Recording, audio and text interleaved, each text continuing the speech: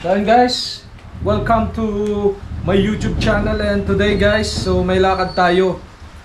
Magpapadala tayo ng papers to Canada. So ayun guys, magkano nga ba ang padala ng papelang papunta sa Canada at saan kayo magpapadala? So sa video na to, samahan nyo ako. So ayun guys, unang-una nyong gagawin is punta kayo sa DHL, sa pinakamalapit na DHL sa inyong lugar. So ayun guys, sinearch ko yung DHL. Then DHL Lucena ang ating pupuntahan. So ayun guys, malapit lang naman dito sa amin. Mga 1 hour na biyahe lang natin gamit ang ating tricycle. So samahan nyo ako guys, then malalaman nyo kung magkano nga ba ang price ng padala sa DHL from Philippines to Canada. So, and guys, let's go! Even when you feel low, you can still go. Even when you feel slow, you can still go. Even when there's no hope, you can still go. Sapa, dini tayo sa kanto, sa may kanan. Ayun guys, dito sa may Pasalonia pawn shop, kakanan tayo. Oh. Kanan.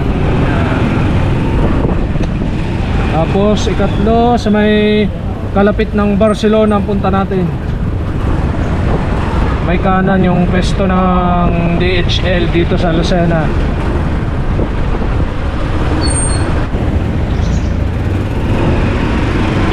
Yan din po sa may 7-Eleven yan, oh. Ito malapit ng DHL. Yan, problema ay paradahan pumarada dito.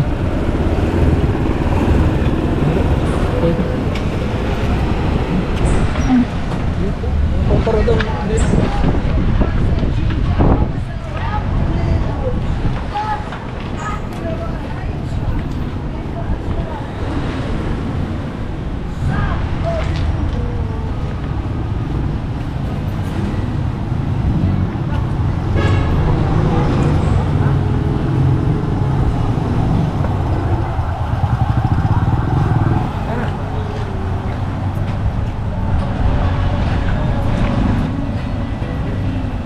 Yun, DHL ba? Kaya rin nga pala ang DHL lang. Opo guys, yung DHL. Oh.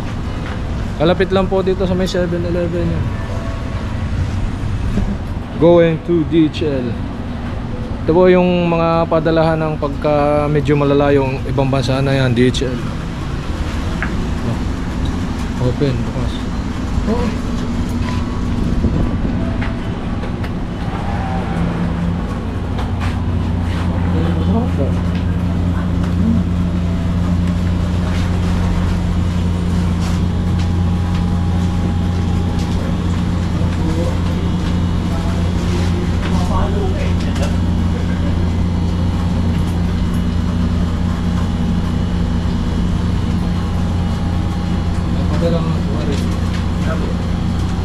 Sa Canada po. Yan lang po papel. Ano kasama yun? Papel po. Ilan na yun. Pakala po lang papadala complete address. Kaya nga pong pa-check po. Kaya po yung mga birthday niya. Telephone number, meron binigyan. Tapos Pakala ng relative sa Canada. Address. Contact number. Saka Telman po dito.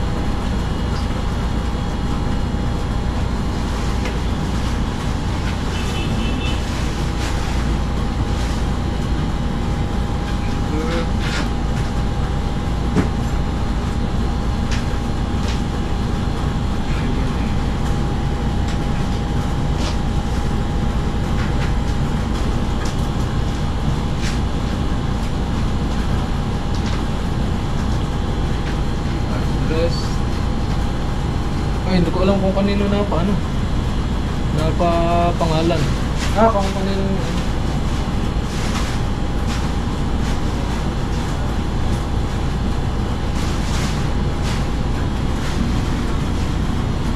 Tanong mo kaya?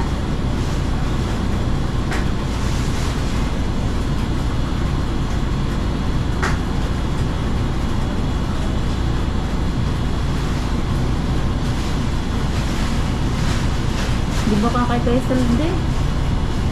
Hindi dapat light tinanong mo.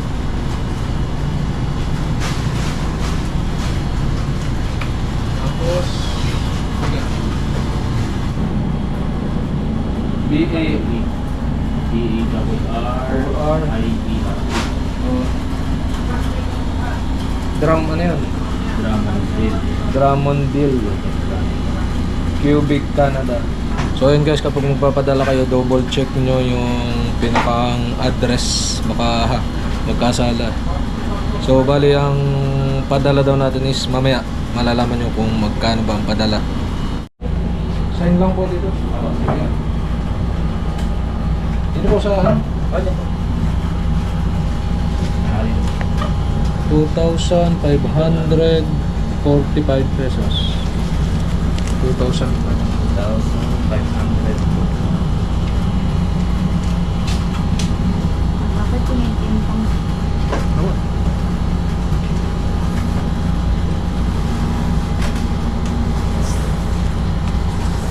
Ito yung tracking number, sir. Ito. Wala ko na po yung... Oh, sige pa, sige. Dropping number. Yung ID na, bigyan na Ilang sa'yo. days? Yung ID na sa'yo. Oo. Mamaya. Wala pa supply.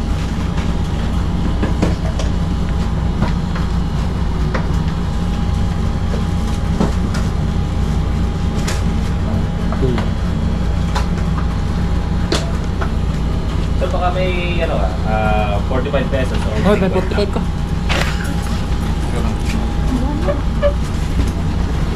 Ano? 500.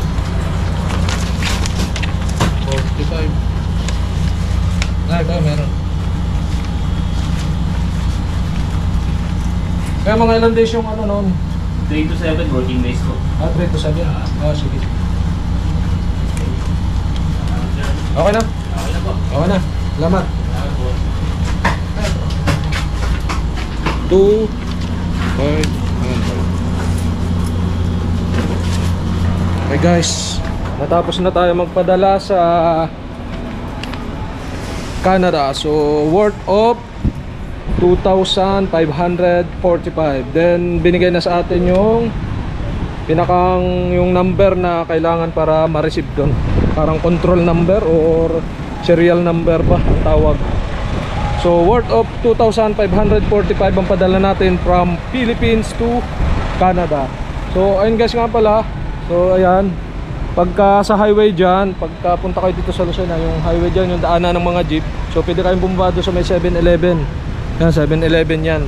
So pwede kayong bumaba, then lakarin nyo lang, tanawin nyo lang dito yan, DHL sa may San Jeg, ano yun, San Dionisio pala, yung kulay orange, saka DHL yan, magkalapit lang yan dito sa may 7-Eleven yan. So dahil dito tayo pumark sa gilid yan, dito tayo sa may 7-Eleven, tapos nakakita tayo dito ng parking, so doon ang DHL. So ayun guys, successful tayo na nakapagpadala sa DHL papunta sa Canada yung papel. So papel lang yung ating pinadala pero worth of 2,545.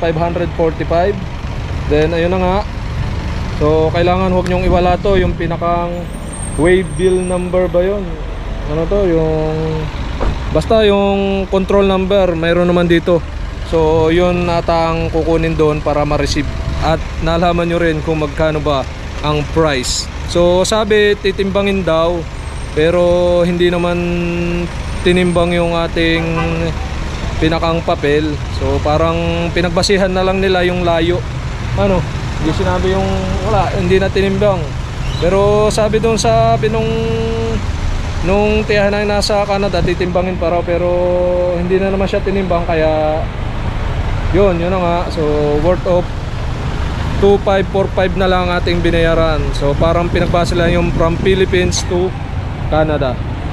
So yun guys, dagdag ko na nga rin nga pala is yung pagka binigyan ka ng form, so ang susulat nyo lang is ano nga yung nakalagay, name, tapos yung address, saka na contact number ko dito yung magpapadala. Then ganun din ang hinihingi doon sa papadalhan, name, address, complete address, tapos contact number. So kaya bago kayo magpadala, hingin muna ninyo yung complete na name, address, at humingi rin kayo ng contact number, dahil yun ang isinulat ko lang doon sa form para makapagpadala ko sa DH8.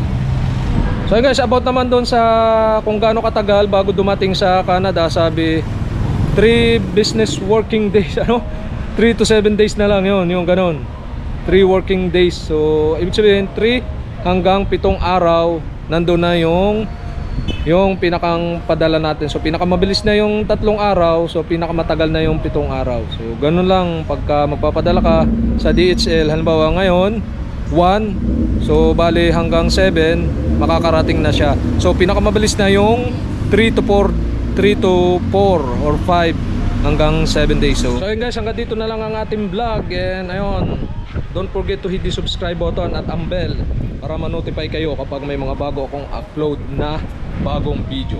So hey, thanks for watching. Even when you feel low, you can still go. Even when you feel slow, you can still go. Even when there's no hope, you can still go. I never answer to no, man, I still go. Go, go.